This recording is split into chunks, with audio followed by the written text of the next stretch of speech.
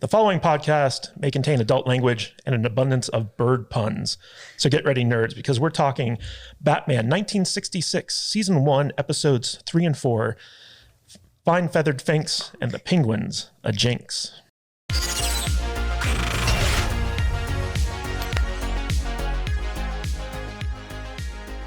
Hey everyone, welcome to the Salty Nerd Podcast. I am your fill-in host today, Matthew Kadish. Alex, our regular scheduled fearless leader, is out simulating homelessness by camping. He takes a week in the month every year to basically go out and brave the rough weather with his children, trying to teach them how to be men. But you're stuck with me, and luckily, I have my fantastic panel of nerds here to basically pick up my slack. How you doing, Matt Vader? I am not a man. I hate camping. I don't understand why he does this every year, but whatever. It's fine, I guess. If you want to go out and be cold and shiver and eat raw food, whatever. It sounds terrible. Yeah, but, I think Jude and I actually bonded over our shared hatred of the outdoors. Yeah, me and my wife as well. Yeah. In fact, if the sun shines a little too brightly, I'm like, I don't like it. Yeah, I totally get it. Yeah, Jude keeps our house very dark. Yeah, I do. I know. I like it over here. I do. Blinds shut, walls black. You and my wife are like polar opposites. I know. I know. My wife would live in a completely white house with nothing on the walls but white walls. Yeah. It'd drive me insane. Yeah, she's Galadriel. Yes. And I'm Sauron. Yes. This is true. Yeah. Jude's also been catching up on all the Lord of the Rings stuff. So I've been on a binge lately. She's very immersed in that world. Yeah. How you doing, Jude? Hi. I'm good. Yep. What did you think of your second exposure to the Batman? I thought it was a lot of fun. I'm enjoying Batman this month. Really? Yeah. I'm having an absolute blast coming back and revisiting these episodes. Yeah. Well, this was my pick for the month of December. And it's, we've done one episode so far, which covered the Riddler. And now we get on to another iconic Batman villain, which is the Penguin. And it's played by Burgess Meredith, who was Rocky's trainer in Rocky. And it's probably the most comic accurate version of the Penguin that we've ever seen, because he's got like the big nose and like the cigar holder and the top hat and all that stuff. And Burgess Meredith he just chews the scenery every time he's like on screen in this character. And he's kind of like when you think of the Penguin, like this is who you think of when you think of the character. And they've tried to make the Penguin cooler, like more like modern version. No reason to do that. Yeah, he's a penguin. Something I did notice watching these couple episodes was this was the first episodes of this character of the Penguin in this series. And I feel like it's been a long time since I've seen him, but I feel like he was less penguin-y in this first couple episodes than he was in like future episodes. Okay. You know what I'm saying? He definitely gets more and more caricaturish as the series goes on. Yeah. Yeah. That'll be fun. Penguin-y. Yeah, I guess. Bird-like. All right. So we're going to talk about the third and fourth episodes of the first season right after this break, and we'll take it away from there. Hey everyone, welcome back. Real quick before we get into this episode, I just want to remind everyone that if you want to play a really fun mobile game and help support the show, go to saltynerd.com/DC and download Dragon Champions. It's a hero collector game that I've been playing for a number of years.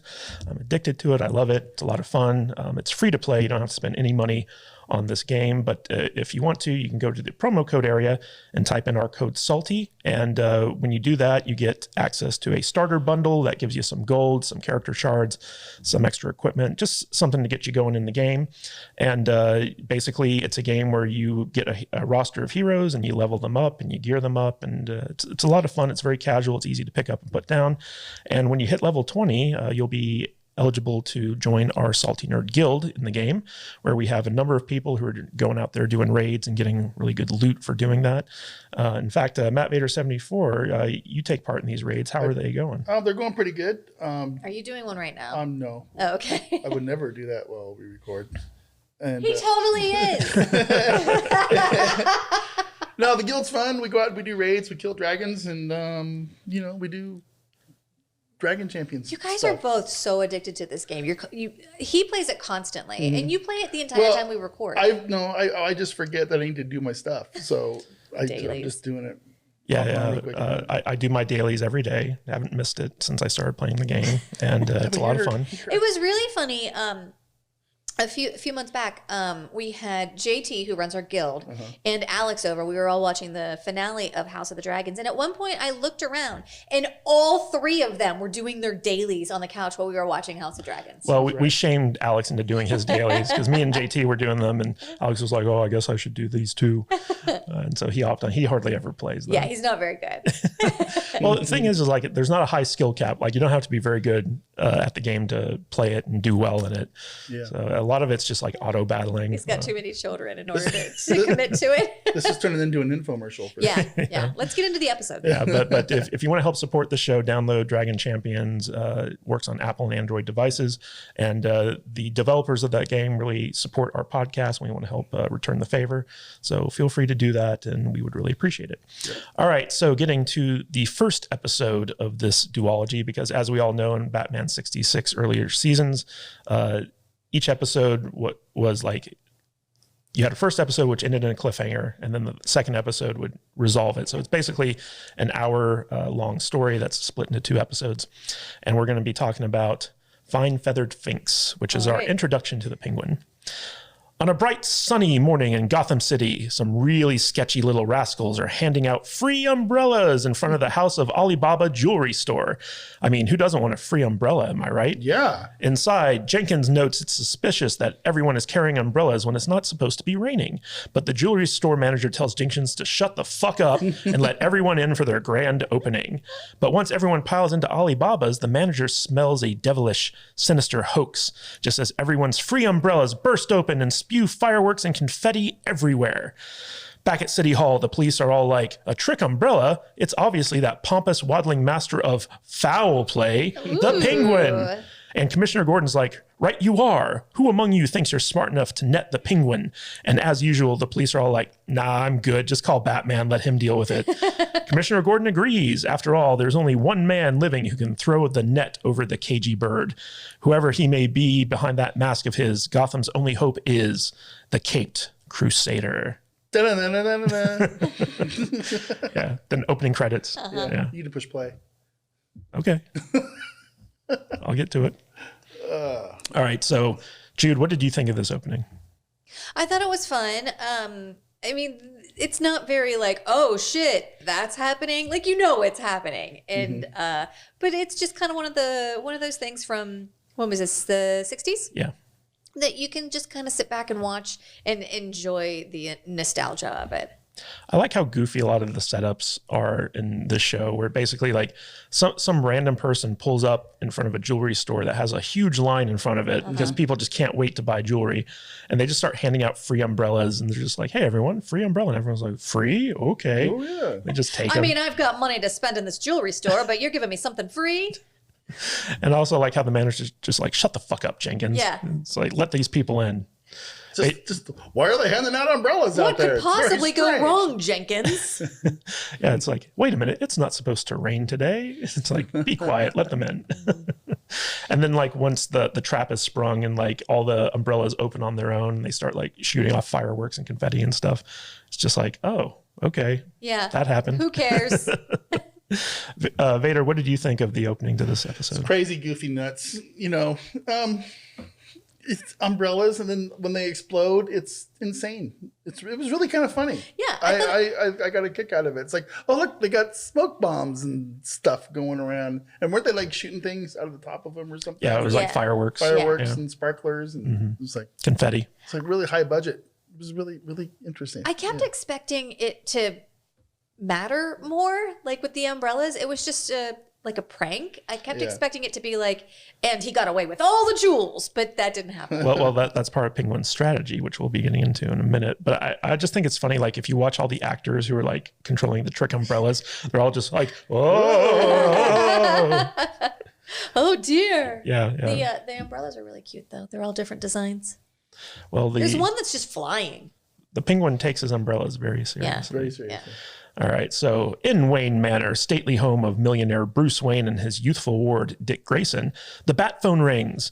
In the study, Bruce is busy teaching Dick a love language. And by that, I mean, of course, French. Dick doesn't see the value in learning foreign languages because America rocks. But Bruce makes it clear that language is the key to world peace. If we all spoke each other's tongues, perhaps the scourge of war would be ended forever.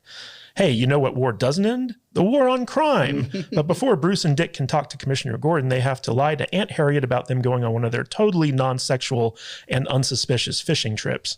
After all, Aunt Harriet, you know how your nephew is about fishing. Once Gordon tells the dynamic duo that the Penguin is causing mischief, Bruce hits the Shakespeare switch and reveals the bat poles to the bat cave. To the bat poles! Jude, what'd you think of this? I mean, I didn't. It's just move on. It's so weird. See, I think it's funny that like I always love when they first introduce Bruce and Dick in every episode because they're just hanging out doing stuff. And this one, like Bruce is teaching him French. And Dick's just like, mes amis, fou, and he's like, oh, why do I have to learn this stupid language? And Bruce is like, if we all knew each other's languages, there'd be no war. I don't think that's true. Vader, what did you think of this part? It's just like the first episode. You know, we're sitting around. It's like, oh, we have to go to the do Batman stuff. So secret stuff. Yeah, we're to the Bat Cave, Robin. You know, I mean, to the fishing boat. Yeah, it's like we gotta go fishing. The bass are biting or whatever it is that they say. Like, yeah, and that here is like curious. Okay. How do they know the bass are biting? And Alfred's just like, I told them that.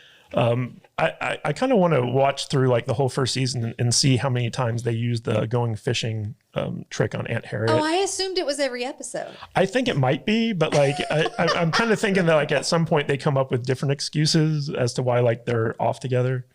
We're having an affair, Aunt Harriet.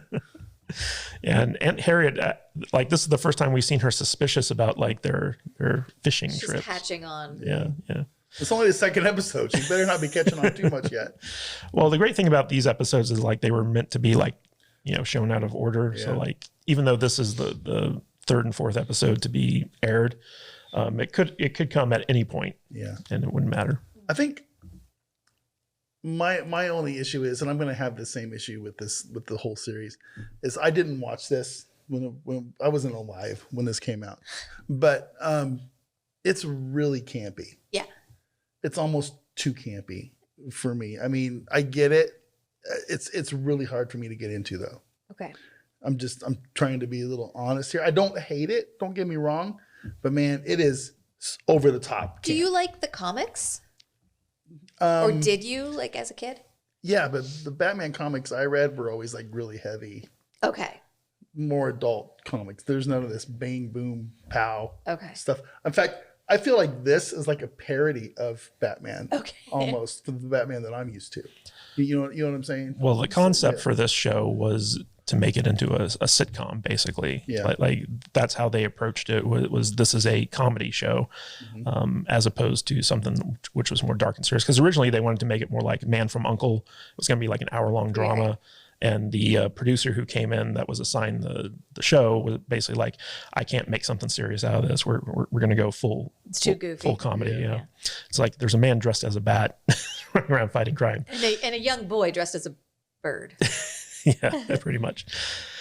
All right. At Gotham City Police Headquarters, Commissioner Gordon fills Batman and Robin in on what happened. Batman finds it odd that the Penguin created the perfect cover for a crime, and yet, other than the distraction the umbrellas caused, no crime was committed.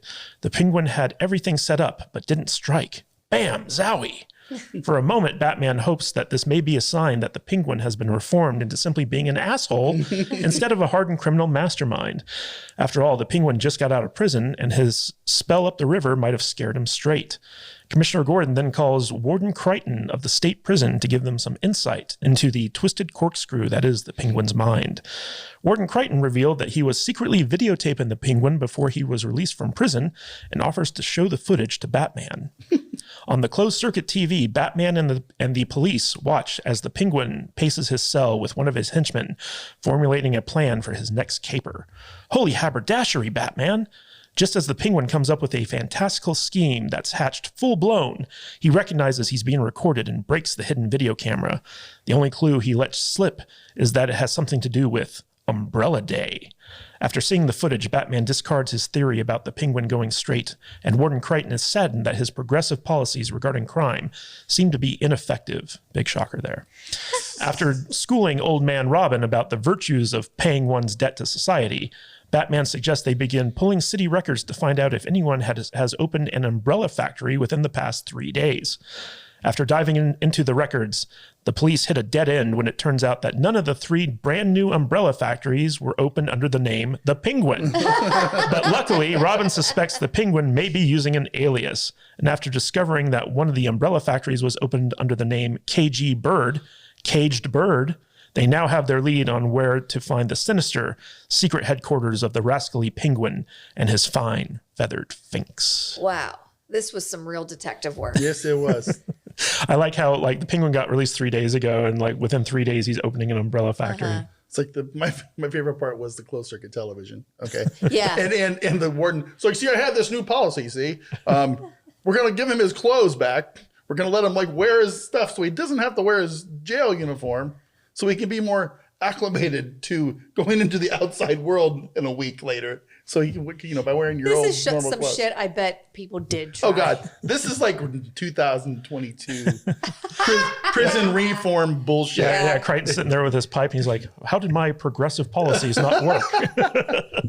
It's so good. It's like, oh, it's like the Biden administration. It's wild. Yeah. He's sitting there. He's like, "Why didn't cashless bail work?" I don't get it. Should defund the police. Yeah, but his whole like Robin points out, it's like, why is the Penguin wearing like his street clothes? And the warden's like, it's part of one of my progressive policies where we allow the people, or we allow the prisoners to wear their street clothes a week before they're scheduled to be released to help them acclimate back into society. Yeah, and his partner in the jail cell, part of his clothes is a mask. Yeah, he's wearing a burglary mask. A burglar's mask. What do you say, boss? What are we gonna do when we get out of here? Well, you see, we got this thing. We're gonna and it's also one of those things that always drives me crazy because they have like different camera angles and cuts on the security footage as well, which is kind of funny. But yeah, the detective work of digging into the city records and finding like this one factory with like KG Bird on it, and they're like, that must be the Penguin because that Penguin, he is a KG Bird. Yeah, and I like how Batman's first thought was like, let's look at who opened a new umbrella factory, because apparently like you don't need anything to open an umbrella factory. You can just get it up and running in 3 days. Yeah, it's the easiest kind of company. Oh, totally. Yeah. Growth industry of umbrellas. Yeah. Where's the umbrella factory part? Where are they putting them together? I got a bunch of little monkeys downstairs putting umbrellas together and things. Well, the Penguin seems to make some of himself. They have some type of automation, which we'll get into in a little bit. Right. They have a smelter. That's right. For the umbrella ribs and all that stuff. And then they have like a secret. Very well thought out. Yeah, they have a secret headquarters above the umbrella factory where they come up with all their dastardly deeds. Yeah. Keep going. All right. Meanwhile, at KG Bird and Company Umbrella Factory, the makers of superior umbrellas, the Penguin is making another one of his trick umbrellas, and after being alerted about the time by his penguin clock, he tells his henchman Hawkeye to give another of his henchmen, Swoop, who's staking out the Gotham City Bank, a signal. As Hawkeye sends a carrier pigeon to alert Swoop, Penguin explains he's going to unleash the most bizarre, senseless barrage of umbrellas onto Gotham City. Senseless to everybody but the Batman, at least. Turns out the Penguin's ingenious plot is to create enough setups for crimes that Batman's ingenious mind will come up with a criminal plot for him, thus turning the Cape Crusader into a criminal mastermind for the Penguin to piggyback off of. What's that? The Batman and the Penguin are going to be partners in plunder? Someone must have flipped their fine feathered wig. It's actually pretty smart. I Yeah. think that was a great idea. He's like, I'm going to let Batman do the work for me. Yeah, I'm gonna let Batman take my next I target. want to do crimes, but I don't want to like plan crimes. Batman will never figure this out. Never. Well, it was funny because in the security footage, like, Penguin's going around, it's like, how do I outsmart Batman? He's like, oh, what if I just let Batman come up with my crime because he's smarter than me? And that way, like, he won't be able to figure out a way against it. And so, yeah, I thought it was an interesting setup for a criminal mastermind to let the hero come up with like the plan for him. And I think the most fun of this, and we haven't gotten there yet, but the most fun of these 2 episodes is like Batman trying to figure out what the next scheme is, and Penguin being like, "Oh yeah, that's a good idea." Yeah, Penguin's like listening and he's like, "Oh, that was a good one. That really is a good crime. That's a great I'm idea. going to do that crime." Vader, what did you think of this part? Just like I said, I think it was pretty funny. I had a good time with it, letting Penguin in his scheme to have Batman do all his homework for him. You know, Yeah, pretty Penguin's much. so lazy. Well, he is fat. So. I like his henchmen. Yeah, I like his henchmen. Hawkeye and Swoop, Sparrow. Sparrow, They're all Swoop, whatever. bird named. Yeah. Yeah. But like they have these carrier pigeons that they use to communicate with each other. Okay. Squaw, squaw. Let's get a raven. I think that the best part of the Penguin's hideout is his little alarm clock where like the little like miniature penguin comes out and is like, in 5 seconds, the time will be 6 o'clock. Blah, blah, blah. I would Penguin have cuckoo clock. Eagly. I would have Eagly do my bidding. Yeah. Ooh, Eagly would be. Yeah. Eagly. It'd He be, would cool, be- cool if Penguin kidnapped Eagly at some point. Yeah, but like if he turned him to be like his Yeah. Technically, that could happen. his little henchman, DC his little same henchbird. universe. Yeah, I like that. Yeah. Peacemaker versus Penguin. That would be Ooh, something. well, I don't hate that. Well, Peacemaker did talk about Batman's rogue gallery in the show. Yeah, And he's like, I'd just kill him. right. Yeah. So like, if we want the Penguins to survive, we can't pit him against Peacemaker. I don't care if he survives. All right. Commissioner Gordon calls the Batmobile's bat phone to alert the dynamic duo that someone is giving out free umbrellas in front of Gotham City Bank. Batman hits the emergency bat turn lever and rushes through traffic to get to the bank. They quickly round up everyone's free umbrellas and dump them into a large wire basket, covering them with a harmless asbestos blanket just as the umbrellas explode. Sure, now everyone has mesothelioma, but at least they prevented a bank robbery. Yeah. However, it was yet another ruse, the perfect setup for a crime, but no robbery. What in the heck is Penguin's game? Batman decides to stop beating around the bush and confront the Penguin directly. After taking his secret elevator down to the umbrella shop, the Penguin faces down with Batman and Robin, who come bursting in, threatening to arrest him on the charge of illegal umbrellas. But when Penguin points out that he only makes the umbrellas and he is not responsible for what happens with them after they leave the store, Batman is forced to admit the tricky little creature is right. They can't arrest the Penguin for what happens after his umbrellas leave the store. The Penguins outsmarted the dynamic duo this time. As Batman and Robin leave, the Penguin uses his rooftop umbrella launcher to shoot out a huge oversized umbrella into the street, and his other trick umbrella is attached to it. Yet another nonsensical clue to bait Batman into formulating the Penguin's next crime. Batman uses the bat rope to scale the oversized umbrella, and once they retrieve the clue, it's off to the Batcave for analysis. Upon returning to the Batcave, Robin yells at Alfred about the dangers of cleaning the Batmobile's nuclear charging station. But don't worry, the safety lock is operative. That would have been nice for that fat bitch Molly to know, but whatevs. After analyzing the umbrella, the dynamic duo are flummoxed. The umbrella is just a normal umbrella made of chrome magnesium alloy. If only they had some way of spying on the Penguin. But egads, what an idea! Batman rushes to his electronic bugging devices drawer and chooses a tiny, lifelike spider with a built-in superpowered transmitter. However, the Penguin would recognize Batman if he tried to plant it in the umbrella factory. No, old chum, this is a job for Bruce Wayne. Oh my God. His clearly labeled drawer full of bugging devices. Yeah, I love how organized this show is. It always labels everything. You were having way too much fun with this. I love this show. You really are in your zone. You're really right now. carrying I'm enjoying this show I'm enjoying listening to you tell Yeah. us what happened because you're just like throwing them all in there. Yeah, it's I good feel like stuff. we should just let him go and just describe No, the it's whole cool. episode, and we can just chime in. He has where to tell us needed. what happened, and then Yeah. he goes, "What did you think about this part?" And then we're like, yeah." Just tell us neat." more. Tell us more, Matt Kadish. No, it's fine. For real though, the little his little quip about I just make the umbrellas. I'm not responsible for what happens. I took that as like kind of like his veiled Gun control gun message. control or cigarette manufacturer or fireworks manufacturer. I just There's make so the many. weapons of death. What Yeah. they do after they leave my Yeah. store is of no consequence It's to like, me. I just- Q-tips. I just make the cancer sticks. I'm not responsible Right. for what happens afterwards. That kind of stuff. Mm-hmm. It's just like I don't know, for some reason it like really like resonated, hit me for some reason. I'm like, yeah, those goddamn That's how they get you.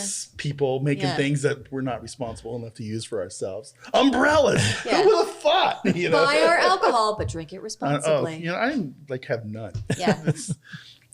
I just think it's funny. Batman and Robin come bursting in. They're like, "You're under arrest, Penguin." He's like, "On what charge?" And they're like, "Illegal umbrellas."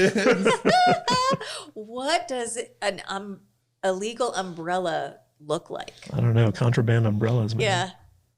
They're an industry. I learned how to make these in prison. See? They made those things with some kind of, I don't know. I lost myself. I mean, in this world, asbestos is just fine. Yeah, those are asbestos umbrellas. Yeah, Sure. put that harmless asbestos blanket over the the umbrellas. explosion. Yeah, and like it's letting off like orange smoke. You're like, that can't be good.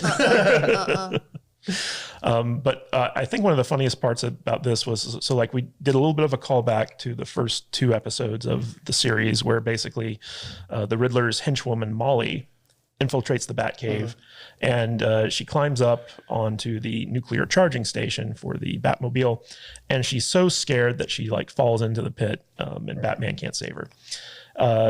But when they show up in this episode, Robin's like, "Alfred," because Alfred's up there cleaning, as a good butler does. And he's like, "Alfred, be careful." And Alfred's like, "Oh, don't worry, I got this safety engaged." And there's like this big green sign that says like safety engaged. The nuclear power plant has a safety switch. Well, Molly didn't know how to read the labels. Well, she was just a silly woman, Batman so. could have just switched that on and like saved her life, I guess, at a certain point. Yeah. So he just let that poor. He was like, if fat only she bitch had die. let me save her. There's so many things about this show that just make me laugh. I love his climbing effects. Oh yeah. And his ropes. When he's climbing up the oversized umbrella. And his batarang and all that kind of stuff. It's too good. Yeah. I just love the labels. Hold on, I got to get my batarang out. I'm going to unfold it and pull out all the rope I need. And okay, here we go. Yeah, good stuff. And he has to have Robin hold the umbrella steady while he climbs up there. And like they come up in their Batmobile and Robin's like, "Everyone back away just in case. Be careful."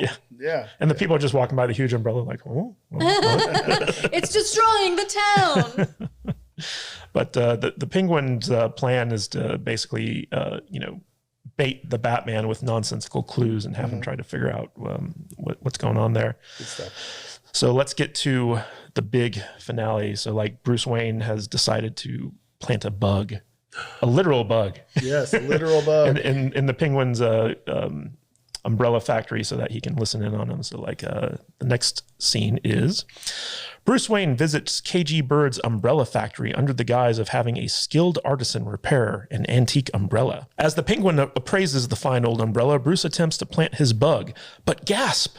The Penguin's automatic anti-bugging machine alarm sounds, and the Penguin drops a net on top of Bruce, ensnaring him as his goons emerge to restrain him. The Penguin uses his umbrella's knockout gas to incapacitate Bruce and mistakes him for one of those pesky rival umbrella kings looking to commit industrial espionage because the umbrella industry is quite competitive. Yes. The Penguin orders his goons to arrange a fatal accident by putting Bruce on the conveyor belt to the factory's tempering furnace, where they forge the umbrella ribs.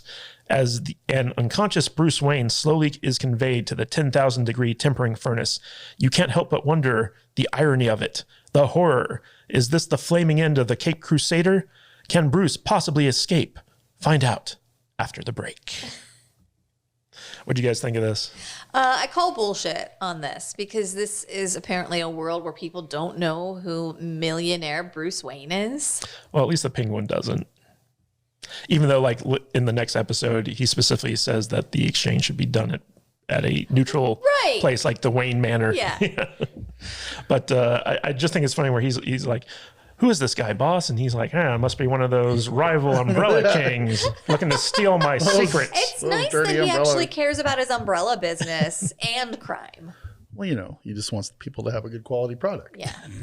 It's all umbrellas. good business ownership. Doesn't want the reputation of his umbrellas to get tarnished. Yeah, and I love how like the net is exactly where like Bruce Wayne was standing when it like falls on him and snares him, and he just so happens to have an anti-bugging machine. Yeah, that's a hell of a device. That's a good safety precaution. Yeah. I wonder how it works.